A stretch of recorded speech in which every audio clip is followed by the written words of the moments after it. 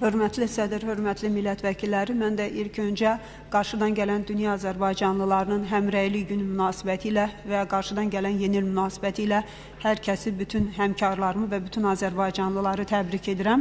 Və qaldıracağım iki məsələ, bunlardan birincisi əlillərin məşğulluq problemi ilə bağlıdır. Ölkədə cənab prezidentin rəhbərliyi altında əlillərin sosial müdafiəsi ilə bağlı çoxlu sayda işlər görülür və təbii ki, bunlar hər kəs tərəfindən çox müsbət şəkildə qiymətləndirilir. Əlil təşkilatlarının, əlillərin hüquqları ilə müdafiə olan təşkilatların parlamentdən, qanunverici orqandan iki məsələdə xahişini mən diqqətə çatdırmaq istəyirəm ki, gələcək müzakirələrimizdə bu mövzuların diqqətə almasına ciddi ehtiyac var. Bunlardan biri məşğulluq haqqında qanundur ki, məşğulluq haqqında qanunda məsələlər çox aydın şəkildə öz əksini tapıb. Orada vurğulanır ki, hansı müəssisələr ki, onlarda işçilərin sayı 25-dən 50-yə dəkdirsə, həmin müəssisələrdə işçilərin orta illik siyahı sayının 3%-in 50-dən 100-ə dək 4%, 100-dən də çox olan işçilərinin sayı olan müəssisələrdə 5%, bunlar mütləq əlillər, bu insanlar, bu kateqoriyaya aid olan insanlar çalışmalıdır.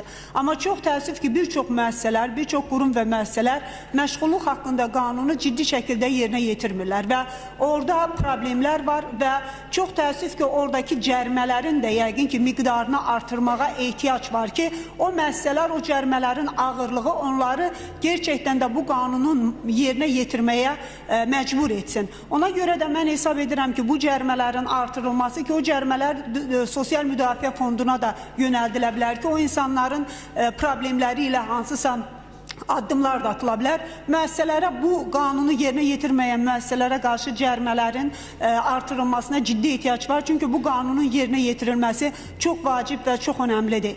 İkinci, bu sahədə meydana çıxan məsələ, biz bir neçə müddət bundan öncə bu qanuna edilən müəyyən dəyişikliklə bu kvota faizinin içərisinə bəzi qrupları da aid etmişik. Təbii ki, onların da aid edilməsinə ehtiyac var. Amma o qruplar daxil edildikdən sonra əlillərin o kvotadakı faizləri aşağı düşüb.